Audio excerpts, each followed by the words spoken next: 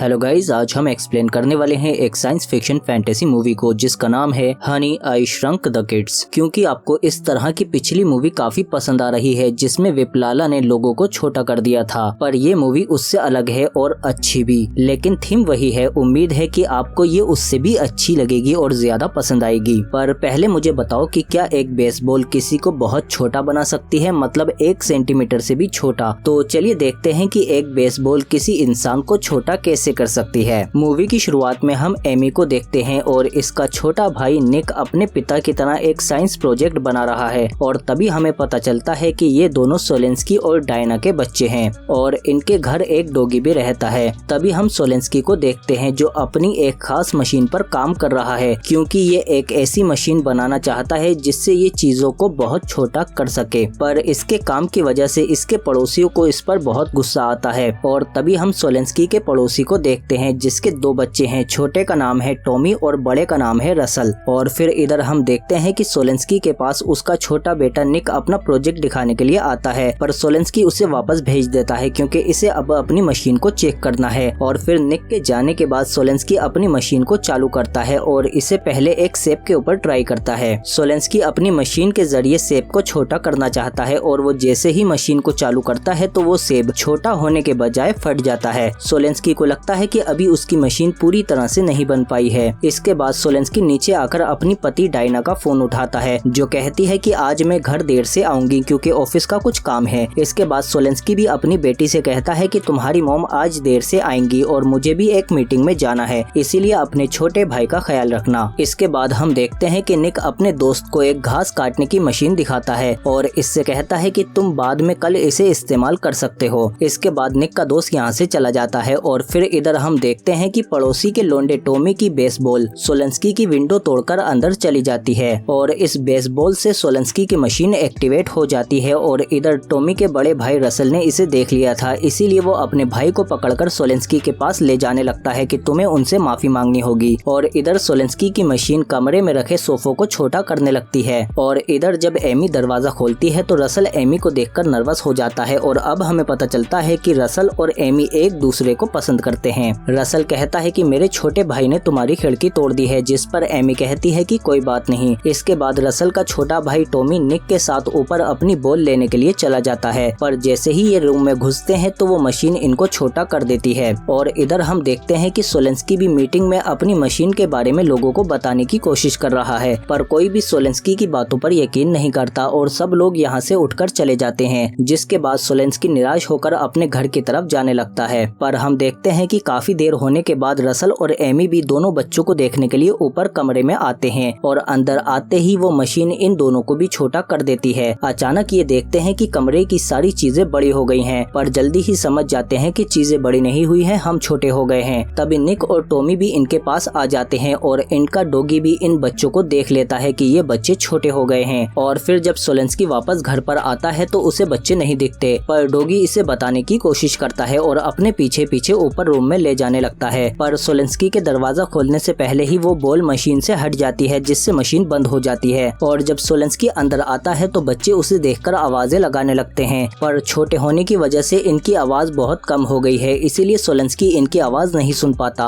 और तभी सोलेंस्की का ध्यान टूटी हुई खिड़की पर जाता है और फिर सोलेंस्की को अपनी मशीन को देखकर बहुत गुस्सा आता है और वो गुस्से में अपनी मशीन को तोड़ने लगता है कि तुम किसी काम की नहीं हो। और इस मशीन के टूटे हुए टुकड़े इन बच्चों के ऊपर गिरने लगते हैं, जिनसे बच्चे अपनी जान बचाने के लिए इधर उधर भागते हैं। इसके बाद सोलेंस्की देखता है कि बहुत कचरा हो गया है, इसीलिए वो साफ सफाई लगाने लगता है और वो कचरे में बच्चों को भी समेट लेता है और उन्हें एक प्लास्टिक के बैग में डाल देता है और उस प्लास्टिक के बैग को घर के बाहर रखाता है। पर ये बच्चे उस प्लास्टिक के बैग को आसानी से काटकर बाहर आ जाते हैं, पर अब वापस घर में जाने के लिए इन्हें घर के बाहर वाले घास के पोर्शन को पार करना होगा। निक कैलकुलेशन करता है कि हमें अपने साइज के अकॉर्डिंग घर तक पहुंचने के लिए लगभग 3 मील चलना होगा। इसके बाद ये लोग अपने घर का लंबा सफर शुरू कर देते हैं और थोड़ी दूर आगे चलने पर इन्हें पानी मिल जाता है। तभी इन्हें याद आता है कि बड़े हमारी आवाज नहीं सुन सकते, पर डॉगी के सुनने की शक्ति ज्यादा होती है, इसीलिए ये बच्चे अपने डॉगी को सीटी मारकर बुलाने लगते हैं, जिसे सुनकर डॉगी बाहर आने लगता है। और फिर ये बच्चे ऊपर चढ़कर डॉगी को देखने की कोशिश करते हैं और तभी निक को डॉगी दिखने लगता है, पर तभी पड़ोसी की बिल्ली आकर डॉगी को डराकर वापस अंदर भगा देती है। और इधर निक निक भी एक फूल के ऊपर गिर जाता है और फिर तभी यहाँ पर मधुमक्खियाँ भी आ जाती हैं और एक मधुमक्खी निक के ऊपर आकर बैठ जाती है, जिसे बचाने के लिए रसल भी मधुमक्खी के ऊपर कूद जाता है और फिर मधुमक्खी इन दोनों को लेकर उड़ जाती है और पूरे आंगन में चारों ओर घूमने लगती है और सोलेंस्की भी मधुमक्खी को देखकर उसे मारने लगता है, जबकि उसके खुद के बच्चे इस पर हैं। सोलेंस्की से बचने के लिए मधुमक्खी जमीन के करीब आ जाती है और ये बच्चे मौका मिलते ही नीचे उतर जाते हैं। इसके बाद सोलेंस्की जब वापस अपने रूम में जाता है तो वो देखता है कि वहाँ पर उसके सोफे बहुत छोटे छोटे हुए पड़े हैं, जिन्हें देखकर सोलेंस्की समझ जाता है कि उसकी मशीन काम करती है। मतलब वो समझ जाता है कि शायद उसके बच्चे भी छोटे हो गए हैं, इसीलिए वो जमीन पर बच्चों को ढूंढने लगता है। पर जल्दी ही उसे याद आता है कि मैंने सफाई लगाकर कचरा तो बाहर फेंक दिया था, इसीलिए वो फौरन बाहर जाकर प्लास्टिक के बैग में बच्चों को ढूंढने लगता है। पर वो समझ जाता है कि बच्चे इसे फाड़कर बाहर निकल गए हैं और अब वो गार्डन की घास में होंगे, इसीलिए सोलेंस्की घास में ना जाकर बराबर से जाने लगता है ताकि बच्चे उसके पैरों के नीचे ना आ जाएं। इसके बाद सोलेंस्की मैग्नीफाइंग ग्लास लेकर बच्चों को घास में ढूंढने लगता है, पर सोलेंस्की से घास में लगे हुए पानी के फुव्वारे खुल जाते हैं, जिनकी बूंदें बच्चों पर सैलाब की तरह गिरती हैं। इसीलिए बच्चे चारों तरफ अपनी जान बचाने के लिए भागते हैं, पर चारों तरफ से पानी इनके ऊपर आ रहा था और तभी भागते भागते एमी को उसका छोटा भाई निक भी दिख जाता है, जिसे वो आवाज लगाने लगती है। पर तभी एक पानी की बूंद एमी पर गिरती है और वो नीचे जाकर पानी में गिर जाती है, जिसे देखकर रसल भी पानी में उसे बचाने के लिए कूद जाता है और पानी में छोटी सी एमी को ढूंढने लगता है। और इधर सोलेंस्की भी पानी को बंद कर देता है और इधर हम देखते हैं कि रसल ने भी एमी की जान बचा ली है। इसके बाद हम देखते हैं कि सोलेंस्की फिर से अपने आप को गार्डन में लटकाकर बच्चों को ढूंढने लगता है और इधर नीचे हम देखते हैं कि बच्चों को एक क्रीमी बिस्किट मिल जाता है, जिसे खाने के लिए बच्चे उस पर टूट पड़ते हैं। पर जल्दी ही यहाँ पर एक चींटी आ जाती है, जिसे देखकर ये सब छिप जाते हैं। पर तभी इन्हें आइडिया आता है कि क्यों ना हम इस चींटी को काबू कर लें और इस पर बैठकर अपने घर पर चले जाएं। इसीलिए ये सभी बच्चे चींटी के ऊपर चढ़कर उसे काबू करने की कोशिश करते हैं, पर वो चींटी इन्हें फेंक देती है और इनके काबू में नहीं आती। तभी एमी एक बिस्किट का टुकड़ा लेकर उस चींटी को खिलाकर उससे दोस्ती कर लेती है और फिर ये बच्चे उस पर बैठकर अपने घर की तरफ जाने लगते हैं। और इधर हम देखते हैं कि घर पर सोलेंस्की की पत्नी डायना भी आ जाती है और जब वो सोलेंस्की से अपने बच्चों के बारे में पूछती है तो सोलेंस्की कहता है कि मेरी मशीन काम करने लगी है, जिस पर डायना कहती है कि मेरे बच्चे कहाँ पर हैं, जिस पर सोलेंस्की बताता है कि उसी मशीन से बच्चे छोटे हो गए हैं। ये सुनकर डायना बेहोश हो जाती है। इसके बाद रात को हम देखते हैं कि डायना और सोलेंस्की मिलकर दोनों गार्डन में बच्चों को ढूंढने लगते हैं। तभी पड़ोसी सिगरेट पीता हुआ इनकी तरफ आता है और गार्डन में उस सिगरेट को फेंक देता है, जो सीधा बच्चों के पास आकर गिरता है, जिससे बच्चों को आइडिया आता है कि क्यों ना रात के लिए इससे छोटी छोटी मशाले बना लें ताकि हम रात में भी देख पाएं। और इधर हम देखते हैं कि डायना और सोलेंस्की पड़ोसियों को बताते हैं कि हमारी मशीन की वजह से हमारे बच्चों के साथ साथ तुम्हारे बच्चे भी छोटे हो गए हैं, जिस पर पड़ोसी यकीन नहीं करते और वो कहते हैं कि क्या बकवास है, ऐसा कुछ नहीं हो सकता। इसीलिए ये दोनों यहाँ से चले जाते हैं। पर इसके बाद पड़ोसी बाद में परेशान होने लगते हैं क्योंकि पूरे दिन से इनके बच्चे भी गायब हैं। और इधर हम बच्चों को देखते हैं जिन्हें रात में चलते चलते इनका एक खिलौना मिल जाता है, जिसके अंदर ये रात को यहीं सोने का प्लान बनाते हैं। और इसी दौरान हम देखते हैं कि रसल और एमी भी एक दूसरे के काफी करीब आ जाते हैं। पर तभी यहाँ पर एक बिच्छू आ जाता है, जिसे देखकर ये तीनों भाग जाते हैं, पर टॉमी अंदर फंस जाता है और वो बिच्छू उस पर अटैक करने लगता है। पर तभी वो चींटी यहाँ पर आ जाती है और बच्चों की जान बचाने के लिए वो बिच्छू से लड़ने लगती है। पर बिच्छू चींटी से बहुत बड़ा और ताकतवर है, इसीलिए चींटी उसके सामने नहीं टिक पाती और थोड़ी ही देर में वो बिच्छू चींटी को पकड़कर उसके अपना डंक मार देता है। पर तभी बच्चे वापस आते हैं और चींटी को बचाने के लिए उस बिच्छू पर अटैक कर देते हैं, जिससे डरकर बिच्छू यहाँ से भाग जाता है। इसके बाद जब ये बच्चे चींटी के पास आते हैं तो उसकी हालत बहुत खराब होती है और जल्दी ही वो चींटी इनके सामने मर जाती है। इसके बाद अगली सुबह हम देखते हैं कि निक का वही दोस्त आ जाता है और वो रिमोट निकालकर घास काटने की मशीन चलाने लगता है, जिसकी आवाज से निक समझ जाता है। इसीलिए ये सभी बच्चे अपनी जान बचाने के लिए भागते हैं और निक का दोस्त चारों तरफ घास काटने की मशीन चलाने लगता है, जिसकी हवा से निक कई दफा उड़ते उड़ते बचा है। और फिर जल्दी ही इन बच्चों को एक अर्थवर्म की सुरंग मिल जाती है, जिसमें ये बच्चे घुस जाते हैं। और ऊपर जब सोलेंस्की को आवाज आती है कि गार्डन में घास काटने की मशीन चल रही है तो वो फौरन भागकर नीचे आता है और उस बच्चे से रिमोट लेकर मशीन बंद करने लगता है। पर तब तक वो मशीन इन बच्चों की सुरंग के ऊपर आ जाती है, जो इन्हें अपनी ओर खींचने लगती है। बच्चे एक दूसरे को बचाने के लिए पकड़ लेते हैं, पर वो मशीन बंद होने से पहले ही इन बच्चों को खींचकर बाहर फेंक देती है।